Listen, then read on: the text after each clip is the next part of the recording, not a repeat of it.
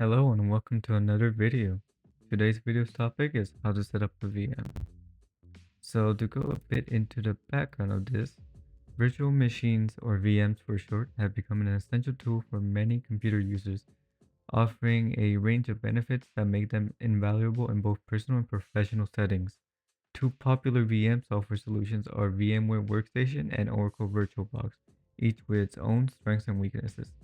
VMware Workstation is a robust, feature-rich option that supports a wide range of guest operating systems. It offers advanced network abilities and a handy snapshot feature for easy system rollbacks. Its Unity mode allows for seamless integration of guest apps with the host OS, making it ideal for professionals who need to run multiple environments simultaneously. However, it comes at a higher price point and can be resource intensive with a steeper learning curve for beginners.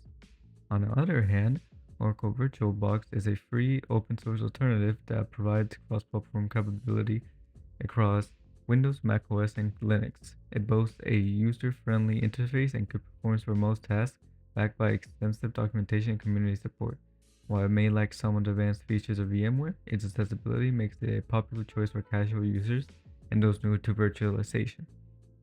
Using virtual machines offer numerous advantages. They allow you to run multiple operating systems on a single physical machine, enabling software testing, development, and compatibility checks without the need for additional hardware. VMs also provide a safe environment for experimenting with new software or potentially risky applications, as they're isolated from your main system. This isolation also enhances security, making VMs an excellent tool for cybersecurity professionals and researchers. Furthermore, VMs facilitate easy backup and restoration of entire system states, making them invaluable for disaster recovery and system administration tasks. Whether you're a developer, IT professional, or simply an enthusiast looking to explore different operating systems, such as flavors of Linux, virtual machines offer a flexible, efficient, and secure ways to expand your computing capabilities. Both platforms follow a generally comparable workflow for creating and configuring VMs, so there are some differences in the user interface and specific options. And here's some key differences. VirtualBox has a simpler, more straightforward interface, while VM's interface is more polished but can be more complex. In performance, VMware generally offers better performance, especially for Windows VMs.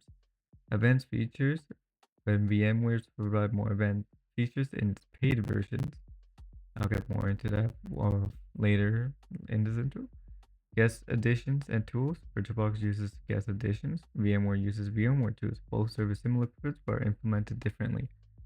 And then for snapshot management, it's available in both, but VMware's implementation is often considered more robust. While the core process is similar, users familiar with one platform may need some time to adjust to the other's specific interface and options.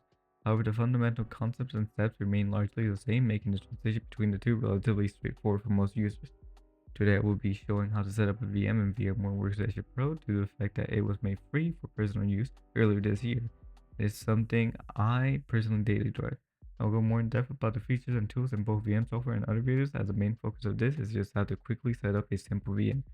Now let's get right into it.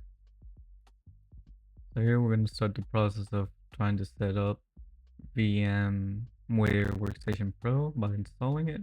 I'm going to go to this link specifically because this is a link that makes you easily just when you log in with the AByteOnTheGo account, you'll be able to easily go straight into like actually installing Workstation Pro instead of having to search for the product and all that process.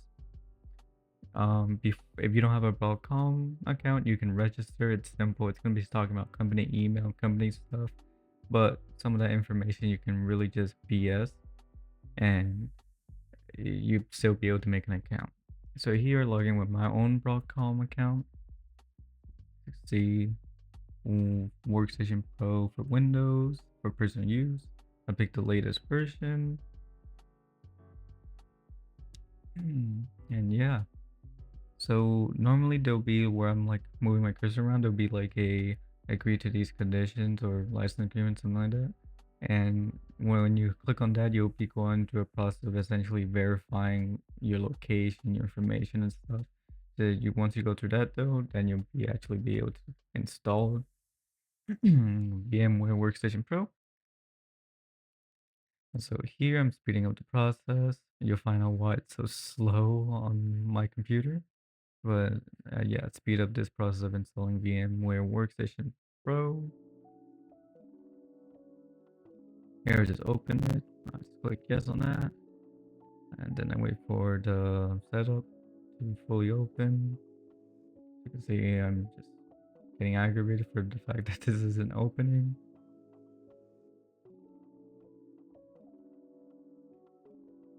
And yeah, this took a while for it to actually pop up. But then essentially once it pops up, just go through next. I agree to the license agreement. Yeah, just you can pick which folder you wanted to install it, but I just keep clicking next.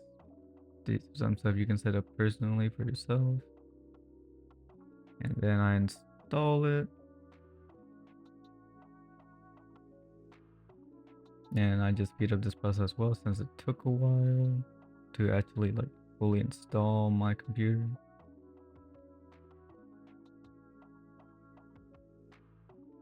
So yeah. Install finish. I open VM Workstation Pro. And then I just click that I'm using it for personal use instead of putting my license key. And then yeah, this is how it looks. And here we'll be setting up the VM. I already have a Windows 11 ISO waiting there to use as an example of how you set it up. I won't actually be going through the process of setting up Windows 11 in this VM, as it's essentially the same thing as setting up Windows on your own computer if you've done that, or on the Linux side, it'd be the same as actually setting up the Linux as you put on your computer.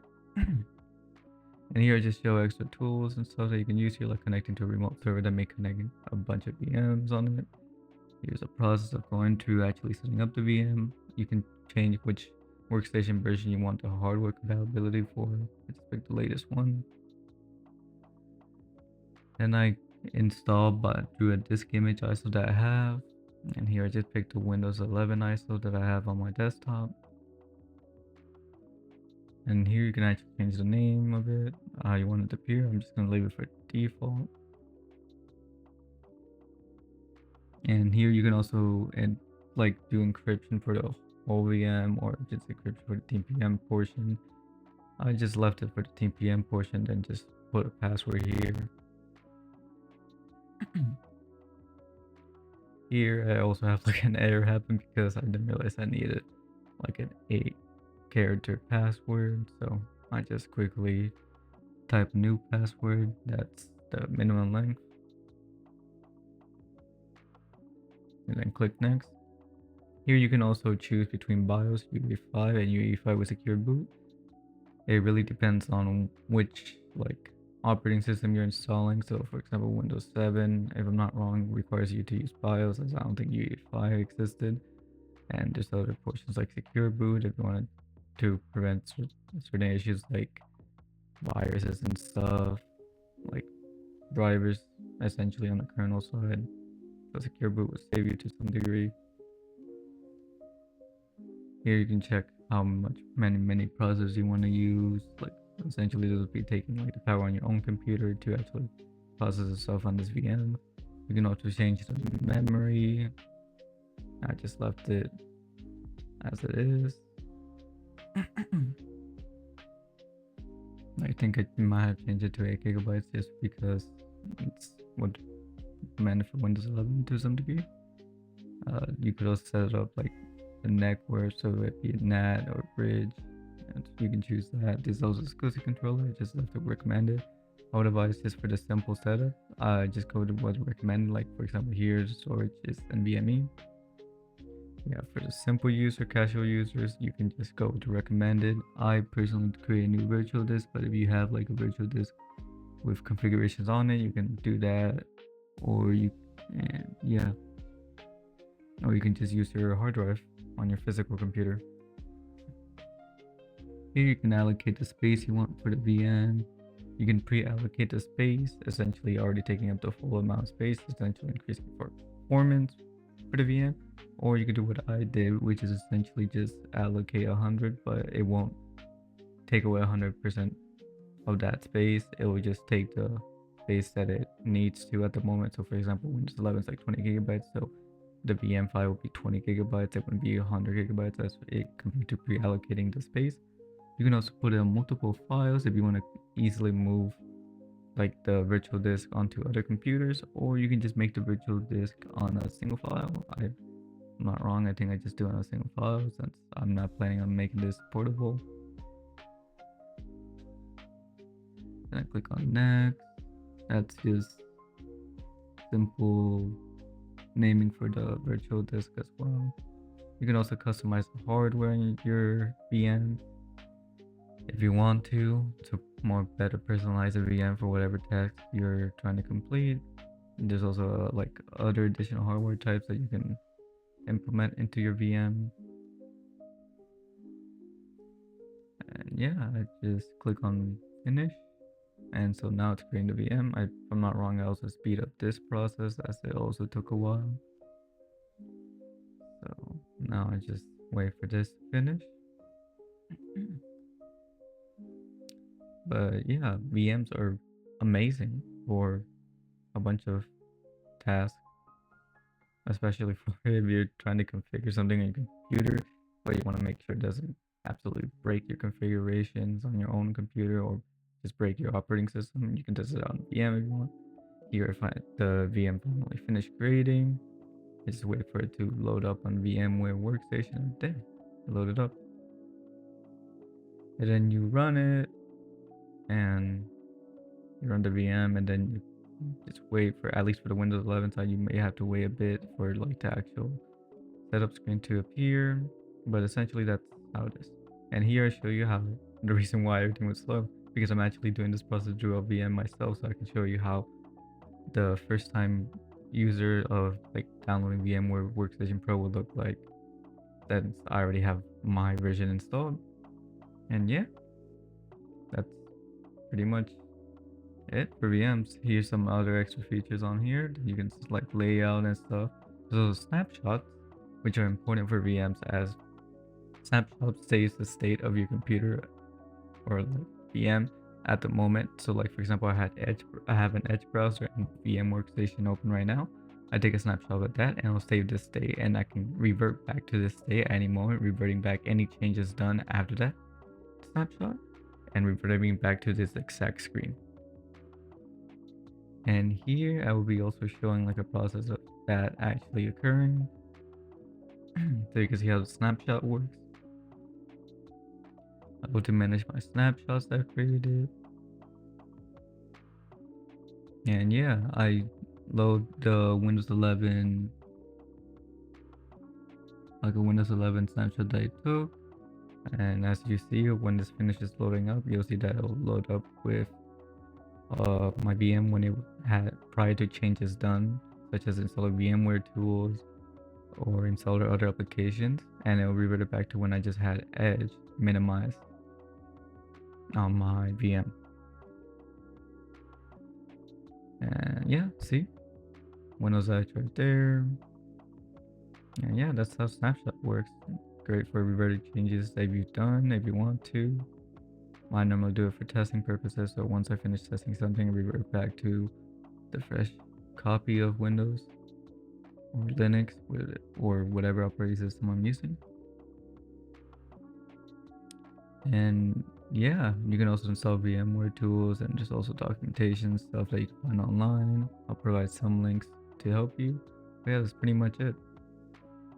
And here I'm just showing you how like VMware tools allowed me to copy my ISO onto the VM, which VMware tools is really useful, and I would advise installing it sometimes unless there's some other task you want to do with a VM. I'll show that on other videos, but that's pretty much it for the video, and I hope you liked the video. And if you have any issues or concerns, comment down below and I'll help as best as I possibly can. But yeah, have a great day, and I hope to see you in the next video.